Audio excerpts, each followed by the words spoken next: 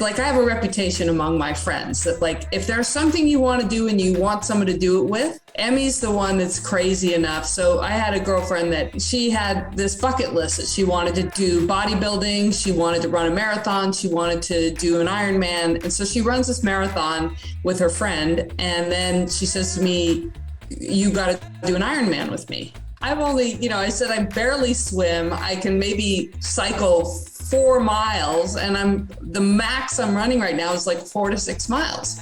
She goes, yeah, but you're doing all 3, so you could do an Ironman. You're the only friend I know who's like crazy enough to do an Ironman. For our 50th birthday, a couple of friends and I went and ran our first 50K. And then like, I'm the one that they call to say, hey, I'm going to Holland tomorrow. Let's go buy a horse.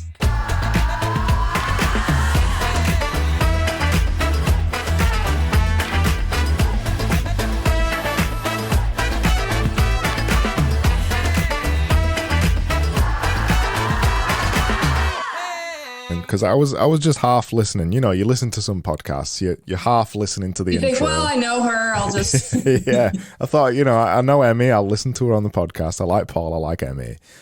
And then this story comes on, like, what? Wait, what? Did she just say that? Because I think at that time as well, you were still looking for another job, I think, when I was listening to that. And I kind of knew, she's in investing or something like that. And you're telling all these crazy stories. And then there's the bodybuilding thing as well. So you decided to do bodybuilding, and you've done dressage and ultramarathons and marathons. Do you ever stop? This is the beginning. Do you ever stop? I never stop. Why would I stop? I'm going to stop when I'm dead. Where does it come from though? Because I feel the same. I'm very much the same. I don't know if you relate to this. I don't really watch TV. I don't really watch Netflix. I'm kind of always doing something that I want to do, and when I find a thing that I want to do, I get obsessed with it, and then I just do it to the nth degree until it doesn't become interesting anymore. Then I move on to the next thing. Is that kind of what it's like for you? Yeah, and it's just pulling on a string of curiosity for my whole life. Yeah. And for me, I like to be really organized, not so that I can be rigid, but so I can be flexible. And so I can be spontaneous. So I keep my life as much as all the things I do, I keep my life as simple as possible. I don't have a car. I don't have a television. Yeah. So that, like, last weekend, I was just visiting friends in San Diego, and my girlfriend said, do you want to come to the Netherlands tomorrow? Because I want an opinion on buying a horse. And I have my life organized enough that I could just drive to San Francisco, get my passport, hop on a plane 24 hours later. But with the bodybuilding thing, you competed in bodybuilding. Most normal people would just say, "Oh well, I'm interested in bodybuilding. Maybe I'll just do it for a bit." They wouldn't go to the next level and try to compete at it. So what takes you from just wanting to do a thing to competing against other people to see if you're one of the best? I think it's one of these things where for me, once I did one thing well, I realized how little effort it takes to do another thing well. Yeah. And so instead of just kind of dabbling, if you just do 10% more, you're going to be in the top 1%. And that's different than, it's different to be, say I was 9th in the World Cup trials in 2005, which is in dressage. It's very different to be 9th than it is to be the top 3 and make it to the team and medal in the Olympics. But to kind of be in the top 10 or 20 in the country it's actually not that hard, because so many people just kind of give up. What's not that hard though? What's not that hard though? Because you've got a base, and then you use mental models like I use mental models to figure out what are the few things that I need to do to get there. So to get specific in bodybuilding, I was already working out, I was going to the gym 3 times a week with a trainer, but not 7 times a week, right? 3 times a week. And then I was running 8 to 12 miles a day, and I do yoga. So I just kind of have a loop. I'd wake up, I'd run to the gym. So that would be like maybe a 6 to 8 mile run, work out at the gym, and then I'd run 2 more miles to yoga, do my yoga workout, and run home. And so then that was kind of 3 to 4 times a week. And then the other times I'd just go do a long run or something. So that was already happening. And at the time I was doing quite a bit of running because I was kind of curious about doing 50Ks at altitude. And so I signed up for a whole bunch of them, like at 4,000 feet. I signed up for all the like Yosemite, Jackson Hole, all the ones that were going through just like mountains and stuff. It just seemed like fun. So I thought I'd do that for the spring. And at the time I was 51 years old. And so at 51, you got to kind of be careful with getting injured. And so I was pretty religious about Tuesdays. I always did sprints, and Monday, Thursdays, I did hill repeats. My sprints start going really fast. And this literally is going to bodybuilding. So my sprints start going well. And I think, well, I'm only going to be fast once here because, I'm 51. It's not like I'm going to get faster.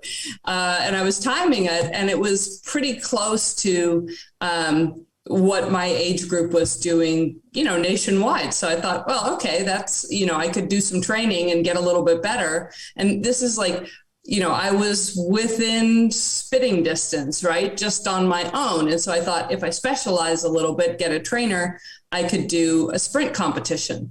And I look, and there's the US Masters Championship, which is coming up in 5 weeks. And I thought, yeah, it seems like enough time. And then I went on one of these websites like Fiverr or whatever to get help, and hired a high school track coach to teach me to run off blocks. And then the next day I thought, well, I'm already going to the US Masters Championship. Granted, it's in San Diego where I was living at the time, so it wasn't like a big effort. But I thought, I'm already going. I should go on the website and see what other sports they have. Maybe I could do them. Maybe some other running or whatever. And they didn't have any other interesting runs, but they had bodybuilding. And I thought, well, I'm already doing more volume for my legs to kind of like come off the blocks. So it's like 85% overlap with the workout, with the weight workout. So why not amortize that and try bodybuilding? And I called up my friend who'd done it and who'd done bodybuilding. I'd never done bodybuilding, never even considered it, actually. I just saw it on the website.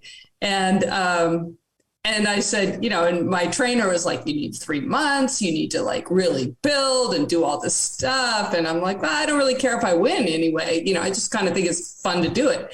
And I talked to my friend, and she said, it's all about showing your muscles. You already have a base. You just need to like diet and then specialize your workout. So I went back to my trainer and said, we're doing 5 weeks. And, she said 5 weeks is fine, my friend. So I went back to my trainer, and then we just shifted my workouts so that I would do, say, like 200 leg presses. So he basically said you can do super heavy, but you risk injury, or you can do like massive reps, and either one is going to build volume. And so we just went with massive reps because I didn't want to risk injury at age 51. And that was then I asked him who I should hire, anybody else. And he said, you need a pose coach to like teach you, do this, do the different poses. And then I called the organizer and asked what I could sign up for. And he said, well, you've never done anything, so you could sign up for all of it. And I, as a finance person, I thought, great, because I can amortize my spray tans and my hairdo and everything over more times on the stage. So I signed up for bikini, figure, and physique. And then I signed up for age group, open, amateur, everything. And I just kept going out on the stage. And the pose coach said she'd never seen anyone sign up for all 3 divisions because you need a different body type. But I figured I didn't really stand a chance in any of them, so why not do all of them? And you just thought, why not? Right? Pretty much. Yeah. It interests me because I started doing jiu-jitsu a few years ago, and there's kind of two people who do jiu-jitsu. There's people who just go to classes and do jiu-jitsu. It's the same as any sport, really. And then there's the people who compete. And there's often kind of two streams of people as well. When you go to classes, there's the people who never compete, and then there's the people, they've got a competition coming up, so they're working hard, or they're working together in a different part. It kind of creates two streams. And I always thought the same. I started doing jiu-jitsu again because why not? I just saw it and thought, oh, it's quite cool. And I started doing it, got obsessed with it, and then ended up doing it 6 times a week, 3 hours a night or something like that. And then I thought, well, why not compete? Why not? Because anybody can compete. Anybody can just turn up. There's no levels to it or anything, especially not at national or local and things like that. So I started competing for the same kind of reasons. But some people don't ever try that kind of thing. Some people never try to compete, and some people never want to do public speaking, for example, because they think that they're afraid of it. But the truth is that they're afraid of it because they've never done public speaking, and they're afraid of competing because they've never competed the majority of the time. And I wondered if you got any opinions on that. Were you ever not this person? I know I was. I wasn't always like this. Yeah. So I think there's two things, right? So for me, there's just showing up and competing. And I've done that in horses since I can remember, since I was 13 years old. But it was a highly stressful thing for me because like I didn't feel valued at home. Like I just didn't feel valued in my home life.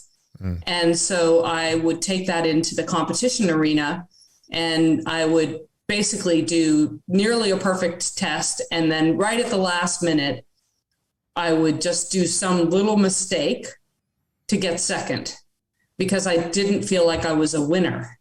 And so I never felt that I deserved to win. So even if I was lining up to win, I would do something to sabotage myself. And I had two major things that happened in horseback riding. One was when I was 18, then the horse was going better and better. I had trained him so well that it was almost destined to win. So then I would go off course. Like I was really, I'm finally my trainer before I went into this. It was a tryout for both the Junior Olympics and the Pan American Games. And I was ranked like 3rd in California at the time. I think I was 18, and she grabs my collar. Now it wouldn't even be allowed with safe sport rules, but she pulls me half off the horse and goes, "If you go off course, so help me God, I'll kill you myself." And then she goes, "Okay, now go in the test." And then I won. And that was my first taste of like, it's okay to win and it's fun to win. And then I went off to get team gold in the Junior Olympics. But I still had this kind of nagging thing. And then later, I focused on my career a bunch and just kind of had horseback riding in the background. And later, I was successful at a hedge fund and was able to buy a really nice horse. And then I had this trainer who believed in me more than any trainer had. And he took me to Europe for he was basically getting ready for the Olympics. And he took me to Europe, where most other trainers would just go to Europe and get ready for the Olympics. And he took his amateur to Europe because he believed in me so much. And those two things made me feel valued and like I was worthy of winning. And once that happened, I stopped sabotaging myself and realized that there's just it's once you're doing it all the time for fun, just adding that and going into a competition, there's so few people that do it. So if you think about the percentage of people that post on LinkedIn is 1%. So the moment you do one post, you're in the top 1%. The moment you enter a competition, you're already in the top 1% because you're bold enough to do that. And then if you can do the work where you're okay or even enjoying being a winner, then you're golden. It's crazy, isn't it? I've got friends like that. I even said to one of my friends the other day, he was telling me some things, and I just messaged him back and just said self-sabotage. You're doing it because you, for whatever reason, you think you shouldn't do it. You're not worthy of it. I talked a lot about this on one of the other podcasts I did recently with Chris Williamson. And for me, for the longest time, it was because of the kind of the area that I was brought up in. Class isn't such a big thing in America, but in the UK, depending on where you're born, you can almost never escape it. You are destined to be whatever your parents was or whatever your friends was, and often a lot of people, at least in the UK, self-sabotage in that way. They may have ambition, but they never dare say it. And if they did have the ambition, they'd just get ridiculed by the friends. So the ambition would end up going down. But often, I don't see that with a lot of Americans, and particularly other places in the world as well. It's interesting, the self-sabotage thing. It's tough to break out of. And I know some of my friends, they're in their 30s, they still haven't broke out of it yet. I don't think I've broken out of it. Like with every single new thing I do, I have imposter syndrome.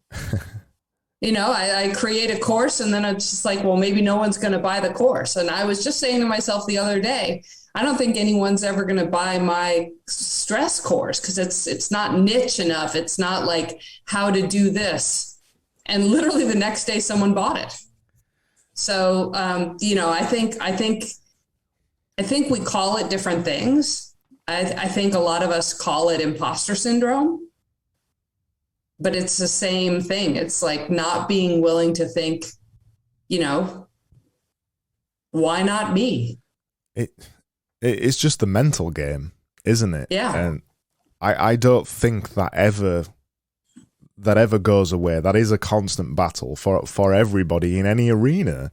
No matter how much experience you've got or otherwise, there'll be days where you feel endlessly confident, and there'll be days where you feel like the worst person in the world. And why am I doing this? That is just the way that it is. But I think probably the thing that separates some people from others, and why some people keep pushing, is they learn to maybe dampen that voice a little bit, or they learn to realize that isn't me. I've done this before, I can do it again. Whereas some people don't have the ability to do that, rightly or wrongly. It's a tough one. How much of it? Or you can just lower the stakes. Yeah. So, I mean, for instance, I got the call, I'd been riding dressage for years, and trying to make the team or trying to get close to the team. I don't know that I would think I was making the team, but I wanted to be in the top 12 and go to the kind of the final bake-off each year and things like that. And one year I got so sick, and the rules for the Federation Equestrian International, for all these international rules, you can't take any drugs. And once you've entered a competition, you can't just not show up. You'll get fined.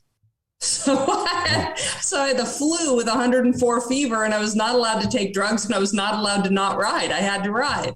And so I'm like on this horse in the baking sun in Florida with 104 fever. I wasn't thinking at all. I was just like, trainer, tell me what to do. And that ride, because I was so relaxed and just doing what my trainer said and not overthinking and not self-sabotaging. I mean, there was just no opportunity. I was just trying to get it over with. That ride catapulted, it gave me such a high score that it catapulted me to 9th in the US. And then I got a call from the team that, hey, you've qualified for the final kind of 12 for the trials for the World Cup team for 2005, which is going to be in Vegas. And there was only 2 of us that were amateurs that had qualified. Everybody else was like a professional horse trainer and their horses cost like 4 times what mine cost.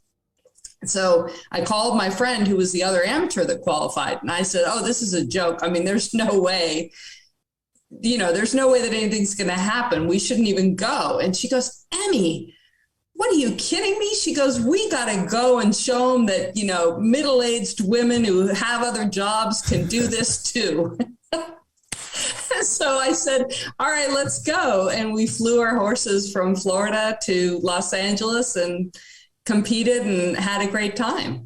And one of the things is like, even at that, I worked a full-time job. I was running $6 billion for Oppenheimer funds. So I'd been competing a bunch. So now I needed to go work a bunch. So I couldn't even ride my horse the month before that competition. I had to just ship him out there, have someone else ride him and hope for the best. So when I got there, I thought, well, I can't really expect much of this horse because I haven't even been on him in a month. I haven't even ridden a horse in a month. So I just said, let's just do what we know how to do at home. Let's just do what it's the same arena. It's the same test we've been doing for years. Let's just do that.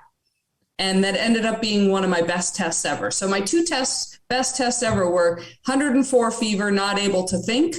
And the other one was like, I can't have any expectations for this because I haven't ridden in a month. Those were my 2 best competitions. And it was the same with bodybuilding and track and field. It's like, well, I haven't been doing this. I have no idea what I'm doing.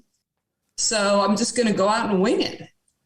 Granted, I had the trainers and everything like that. But in terms of not being tense and not having, I mean, who are you kidding with imposter syndrome? I definitely didn't belong there in any of these situations. But I just kind of thought, well, I'll just show up, relax, and, have a fun time. In bodybuilding, no one showed up for physiques. There was no 1%. I was the only one. So I ended up winning North American champion for 2017 for women of all ages. Did you get a nice medal? I actually have a plaque. Oh, wow. Yeah. And I got a ton of gold and silver and bronze medals for all the other, for the different competitions that were there. But then for the physique, I also won the whole overall thing for North America. Yeah. It's funny you say the thing about kind of not overthinking, and because you had the flu, you literally couldn't think. So you just going on instinct, literally on instinct. When I was talking to Nick Winkelman on a couple of episodes ago, he's one of the, I can't remember his exact job title, but he works for the Irish Lions in sports performance, mindset performance, or something around that. And a lot of the time when I was talking to him, we were talking about this idea of thinking versus not thinking and overthinking. And he was saying every time the athletes perform worse when they overthink, and it's his job a lot of the time to try and stop them from thinking, to just do and to just be in the moment and be present. And when I said the term "be present" to him, his eyes lit up, because that's exactly what it is.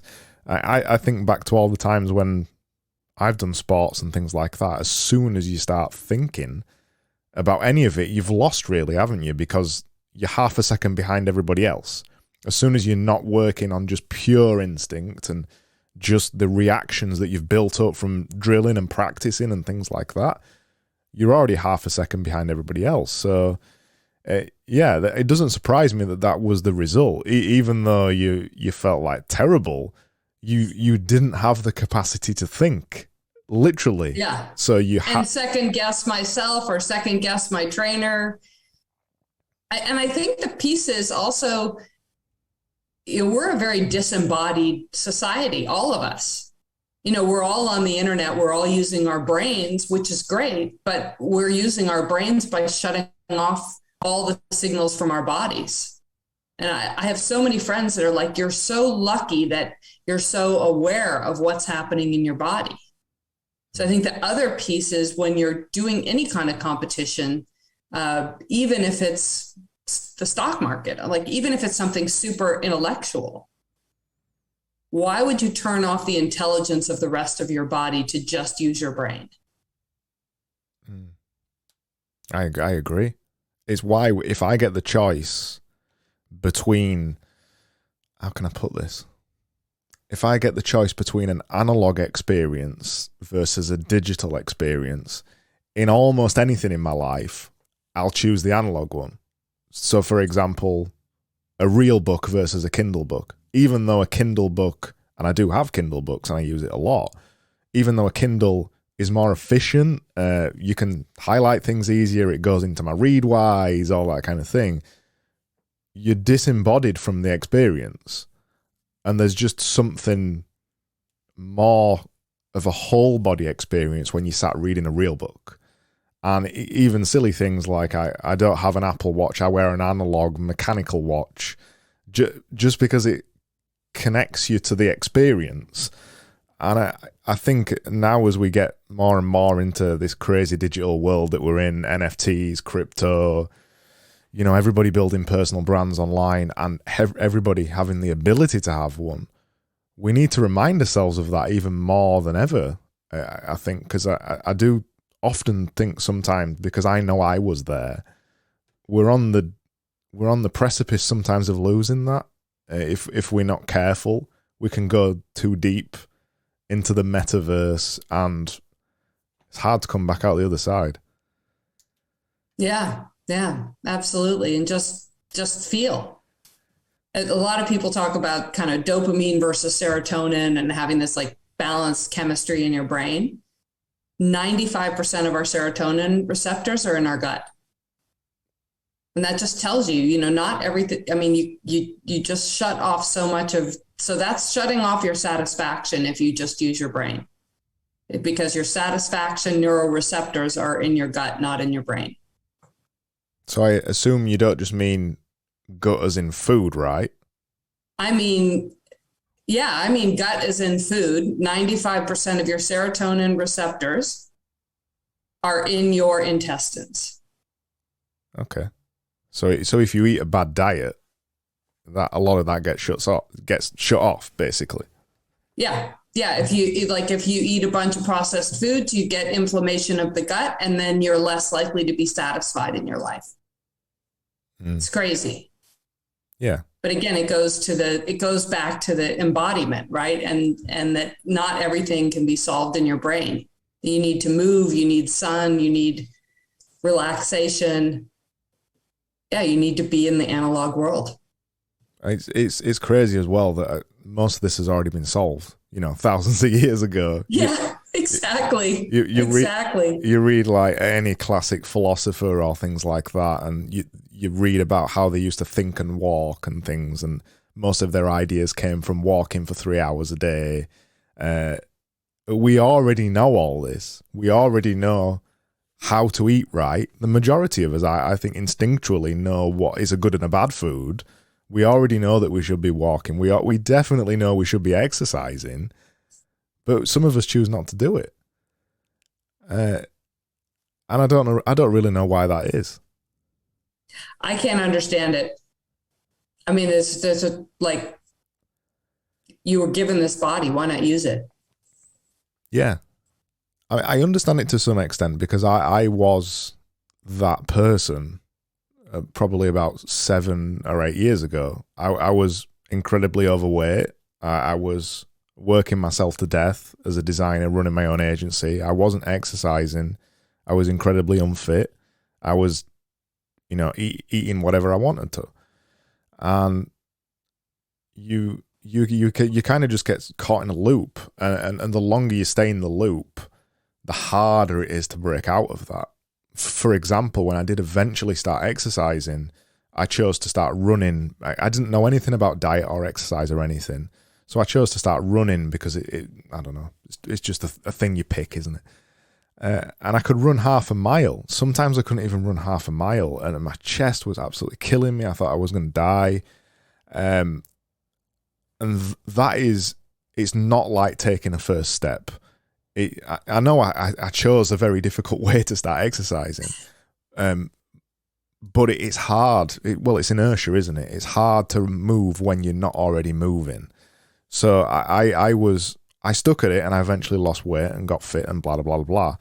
But I can completely understand how you get stuck in that loop, because it is so difficult to go from 0 to 0.0001 when you have no base level of fitness or understanding or whatever. I had to reprogram my entire being, essentially. I had to understand what healthy food was versus not. I had to understand nutrition, exercise, everything. That was a hard process. And even now, 7 years later, I wouldn't say I'm at the end of it, but I understand everything now. But it's hard. And it's even harder, especially when I had, like many people out there, a knowledge-based job. I was a designer. I was sat down for 8, 10, 11, 12, 13 hours some days. No wonder when I started looking at it that, my base metabolic rate, the amount of calories I was consuming, for anybody who might not know what that is, was incredibly low because I wasn't doing anything. Even now, I'm 6 foot tall, 200 pounds, 190 pounds, something like that. I lift weights four times a week, walk every day, bike nearly every day. I do a lot of exercise. Even now, I can really only eat 2,400 calories maybe before I put weight on, because even now I still sit down a lot. So it's hard to understand all that, and especially if you're just looking for a quick fix, like a lot of us are. How do you even get to the bottom of that? How do you reprogram yourself? It's tough. Yeah. I think we're actually programmed for homeostasis. So we're programmed to stay the same. Yes. Because if you think about our ancestors, they really focused on just getting food and surviving the night. Survival, yeah. And so anything that goes away from getting food and surviving the night is like really you're going to feel a lot of procrastination, because that's like, procrastination is a survival instinct it's not like a bad thing. It's just like a survival instinct that's built into us. Yeah. So, I created this little app in January that has every exercise in it, every little meal, meditation, all this self-care stuff. It has a lot of my exercises that I used to do during the week when I was working 180 to 100 hours and competing with against Olympians on the weekends. But I only had 10 or 12 minutes to do a weight workout or something. Right. And so I have all those workouts in my app. And then after I built it, I've just been doing that just because I never had time. And so I was just always kind of fitting stuff in. And I kept having people ask me about, well, what would you do with this? Or what food or what workout? And so finally, I just kind of created an app that's free forever, that people can use, that everything in the app is under 10 minutes. And then I started thinking, well, is there really actually something to this? And what it is if you say to yourself, I'm going to go out and, whatever, I read the doctor say you got to exercise 30 minutes a day, get started. You're probably going to be sore, and you're probably going to be like, oh, can I really afford the 30 minutes? Right. But when I say to you, hey, Craig, there's something new you should try, and it takes less than 10 minutes, there's less resistance, because you're just and so it actually kind of gets under that barrier of procrastination, because you just 10 minutes. I had this girlfriend when we were on a Zoom call, and she's like, oh yeah, I used to run like you, but then I had this, divorce and my kids, and it's all like a hard story. And, and now I'm living with my mother with my 2 teenage kids, and one of them has some mental issues, and, on and on and on, and how busy she is, which is all like true and hard. And I just said, do you have any shoes around you? And she's like, yeah, I've got some tennis shoes. And I said, well, why don't you just hop off the Zoom call and go run around the block for 10 minutes and then hop back on the Zoom call? Because I'm like, do you have 10 minutes? And she's like, sure. And she just went and did that. And she's been running ever since. It's been like 2.5 years. Yeah. And so I think there's really something to, I just kind of, I was I created this kind of workshop called Peak Performance, and have all these for corporations, and everybody on it was overwhelmed. They're like, oh my God, I can barely get everything done today. And at some point during the workshop, I'm like, oh, we all have 10 minutes. And people are emailing me like, yes, I have 10 minutes too. And so then I just created like a little app to help people with procrastination, basically just like slipping it in. But then it was just total luck that's what I had been doing when I had no time. But then it was total luck that later I kind of researched, and it was like, oh, wow, this actually works to circumvent procrastination.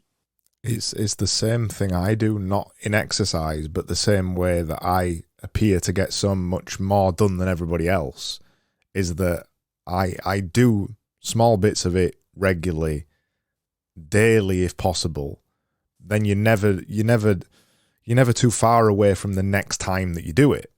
So it's always fresh in your mind, and ultimately you get more reps in it as well, and then ultimately you build a habit up. And then eventually you become the person that does X, don't you? And then you can't be stopped. If you become a runner, for example, say that takes 3 to 5 months to become a runner, and I'm using air quotes there. Then if you have to take a week off because you're ill or whatever, you'll just go straight back to running. But if in the initial stage you have to stop for some reason and you haven't built the habit up, you'll just quit, won't you? So I do exactly the same thing. And it seems to be a recurring theme around a lot of self-development books about habits and things like that. The smaller and more regular you can make the habit, the more it sticks. That's the only thing I've ever found that works for me. And also, for me as well, I have to fill my days up with things, because if I don't, I get nothing done. I get more done when I'm very busy. I get less done when I've only got one thing to do in a day. I don't know if you feel the same way. Yeah, totally. I'll just procrastinate until bloody midnight if I've got one thing to do. But if I've got 30 things to do in a day, I'll be like, boom, done, boom, done, boom, done, boom, done. And I don't know what that is. Maybe that's a character flaw, Emmy. I don't know. But it may just be going back to the survival instinct, right? If you've got to get it done, you've got to get it done. But the moment you don't have an urgency, then your body goes back into procrastination for survival. Yeah. Yeah, maybe it's that. Because I think when I read your story about working 100-hour weeks and still competing in dressage and still doing all these other things, I totally understood that. I didn't look at it and think, God, how does she get that done? I looked at that and thought, I can completely understand how she did it, because that's probably the only way I'd be able to do it. Because I was doing the same thing with jiu-jitsu. Like I said, I was training 3-4 hours a night, 6 days a week, and then still running the agency and fitting other things around it. It's the only way that works for me when I fill up my day with lots of things. Does anybody ever tell you to slow down? Do you get that a lot? Not anymore. When I was in college, people would tell me something about balance, that I needed more balance. And I kind of took it to heart. So I thought, okay, because at the time, like my parents had bought me a nice horse in high school, and it turned out not to be a nice horse. And then when we had to sell him for far less than we bought him for, my parents were like, we're done. you're on your own. And so and they figured, okay, I'd already been riding maybe an hour a day. And so they figured I'd just give it up. But instead I got a job as as horse trainer and all that kind of stuff. And so I was riding horses 60 hours a week and then going to college at the same time. And so people were saying, oh, you need to have balance. And so I thought, okay, I will try to just ride 30 hours a week, take my work down.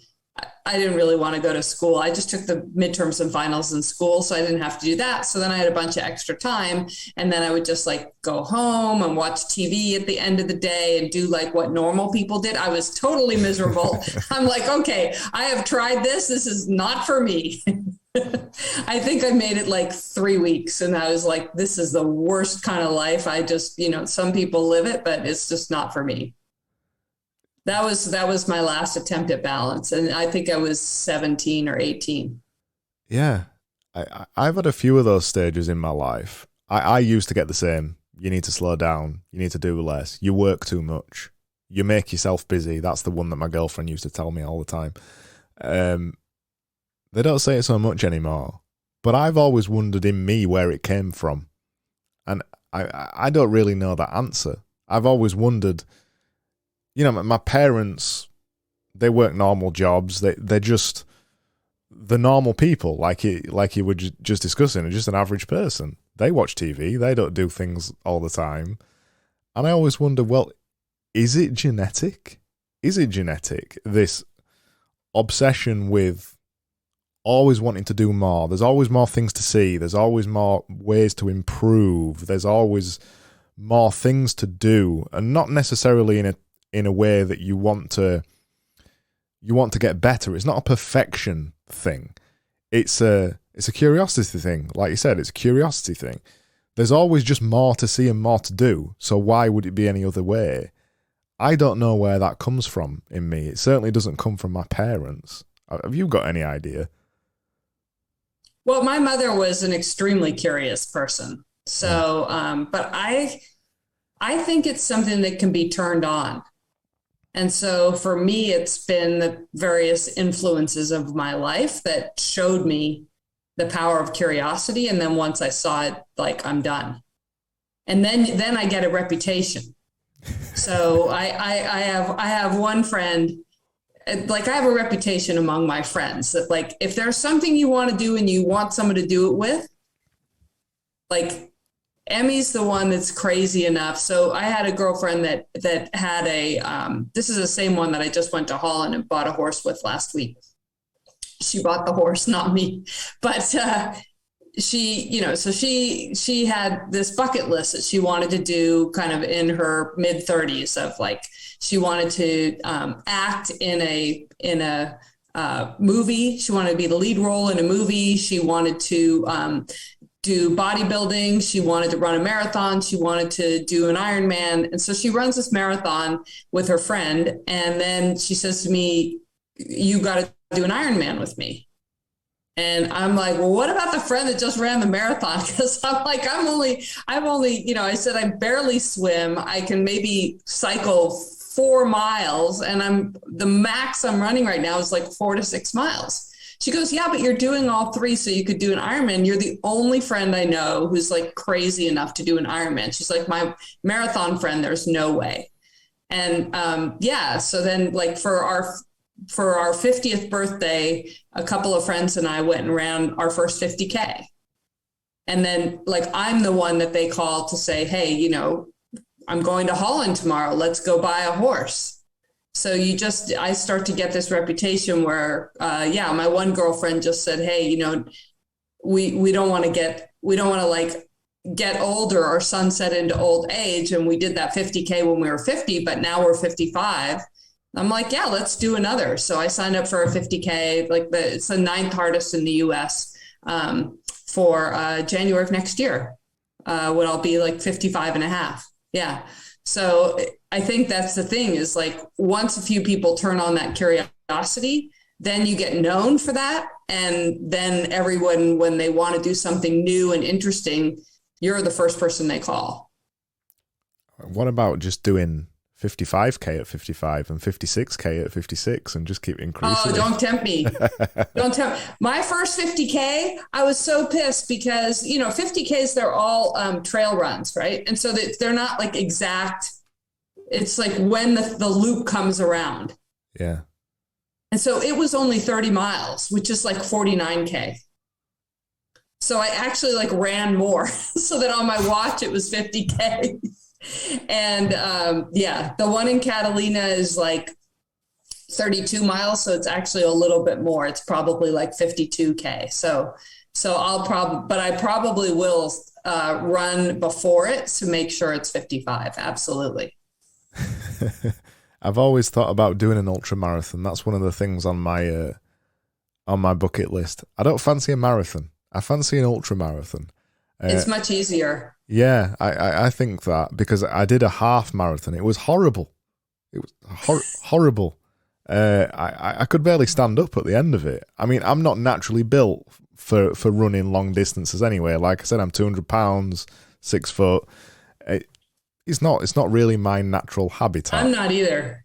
I'm 5'11" and I run like a redwood tree. Yeah. I'm a terrible runner. Yeah, so I thought the same. I thought it'll be easier to run further because you just get the groove, don't you? You get in the groove. And you run slower, and then all the ultras are on trails, which is easier on your back and your knees. Yeah. I mean, I'm more sore after a road marathon than I am after a trail ultra marathon because it's only 6 miles longer, but it's so like 10K longer, but it's so much easier on your joints and then it's beautiful and you don't have to run that fast, It's just, I run just a little bit faster than walking. And I stop and take pictures because it's, they've created this course, they're supporting you. There's people out there with water. And then you got this great, I try to run all these in the most beautiful places. I've done Big Sur and Jackson Hole and Big Bear and just absolutely gorgeous places that you would never get to. And then you've got people there making sure that you're okay for the 30-mile run. It's a great day. Have you ever heard of rooking before? Rooking? Yeah, rooking. No, what is it? So there's, I believe the term is a US military term. It's basically traveling over a long distance with a heavy backpack on. So it's something that soldiers do all the time, but it's become kind of an activity that other people do. So, normal people basically. They strap a big heavy backpack on, travel a long distance. So instead of just running a distance with no weight on their back, they run it with 20 pounds on the back or 40 pounds and things like that.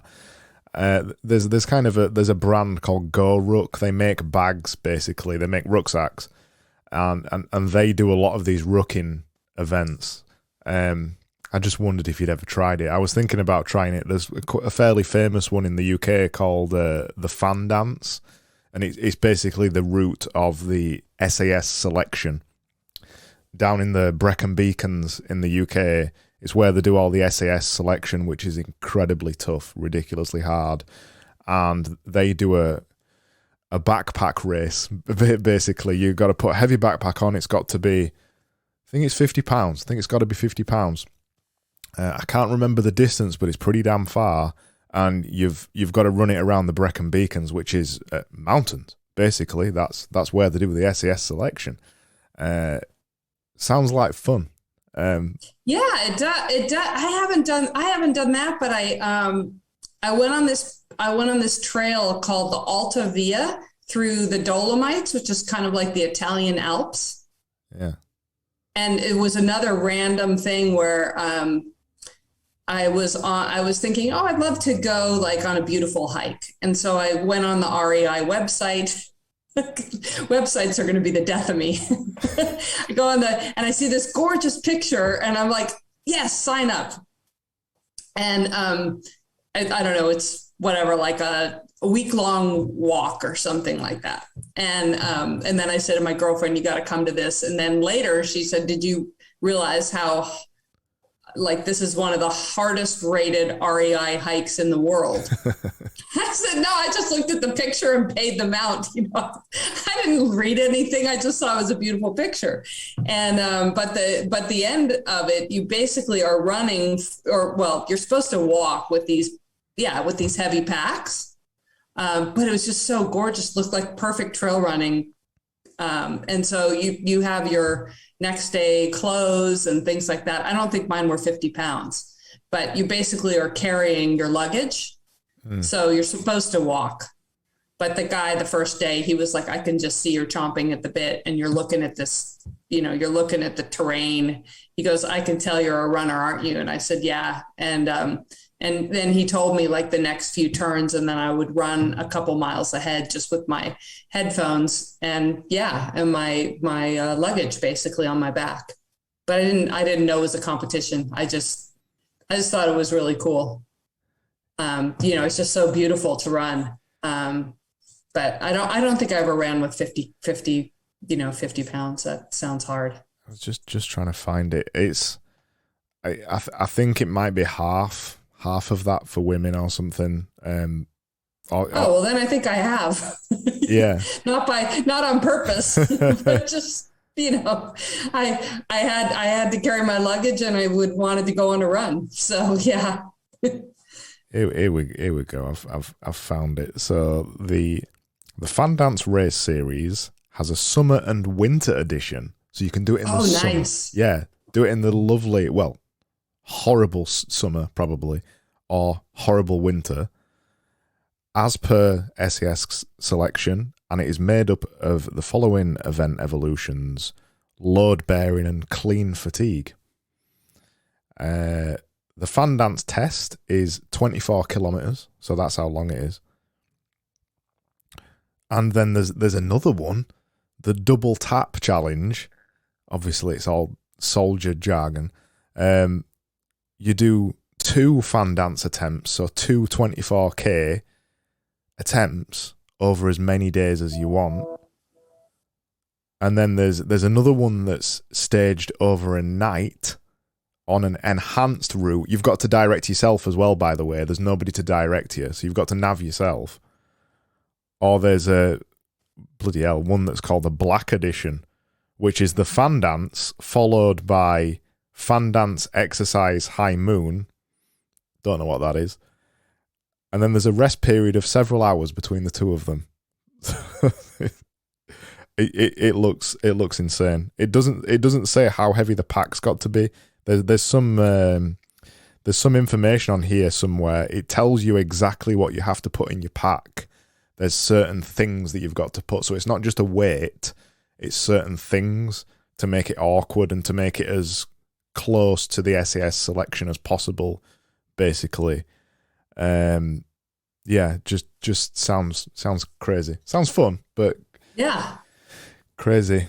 The problem with the British weather is, though, you can't predict it. So you don't know whether the summer or the winter will be the worst time or the best time to do it. You'd assume the weather's okay at the minute in the UK, but sometimes summer's terrible, and then you just assume the winter is going to be really cold, but sometimes winters are really warm. So, yeah.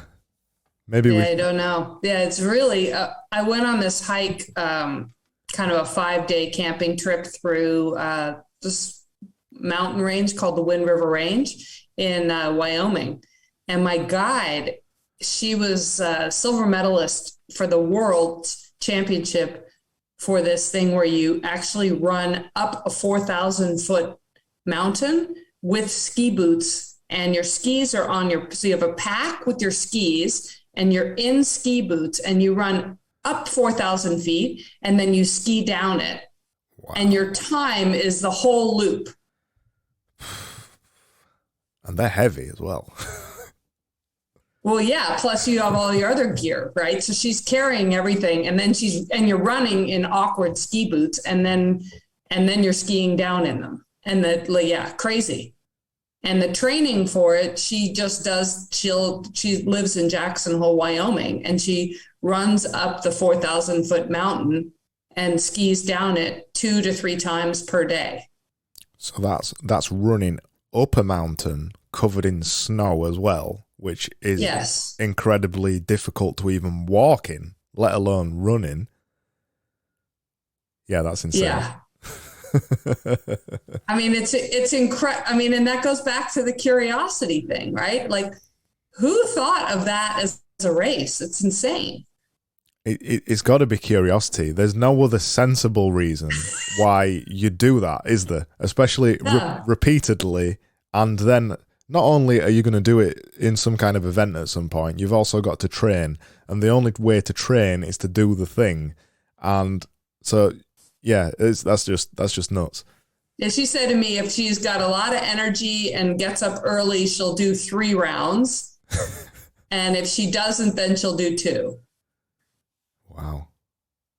That's crazy. Yeah. Now, granted, she had both her hips replaced by the age of 32. Oh, I wonder why. little bit of lifetime of wear and tear in the first 30 years. That's actually impressive. I bet she's got a pair of titanium hips now or something, hasn't she? She does. So now she's like Terminator or something, climbing up and down that mountain, and she'll just get a new titanium hips again in another 10 years' time, and she'll just continue doing it over and over. Yeah. You wear out the intersection between your bone and the titanium is the only thing that wears down. That's crazy. Anyway, we've been talking for an hour, and so fun. It's been awesome. Is there any parting wisdom or anything you want to plug or anything you want to say at the end? I think it's never too late. We all got 10 minutes. You can find me on Twitter. You can find me on my course page, which is myhealth.mba. There's so much other stuff. I think we'll have to have another discussion because you've just recently got into NFT and crypto and all that kind of thing as well, haven't you? I got in and I got out. Oh, I didn't know that. I didn't know that bit. Yeah. Well, that's another story as well that we've Yeah. And I'm going to be launching a course for 16 to 22-year-olds on basically learning how to invest pitch by pitch. So learning how to invest by creating a 90-second investment pitch on a stock and then doing another one and doing another one. So almost like Dickie Bush's Ship 30 or like your visuals of just do it every day, but for investing. And then I think that'll also teach young people also how to be able to do a pitch if they're going to start a company, do an elevator pitch for themselves if they're looking for a job. Just how to get to the one thing that matters for a stock, then we'll train them mentally to get to the one thing that matters for anything. Great idea, because nobody's doing that kind of thing. Thank you. Yeah, I'm really excited, and it's what I've been doing. I've been mentoring young people coming out of college and helping them get onto Wall Street for decades.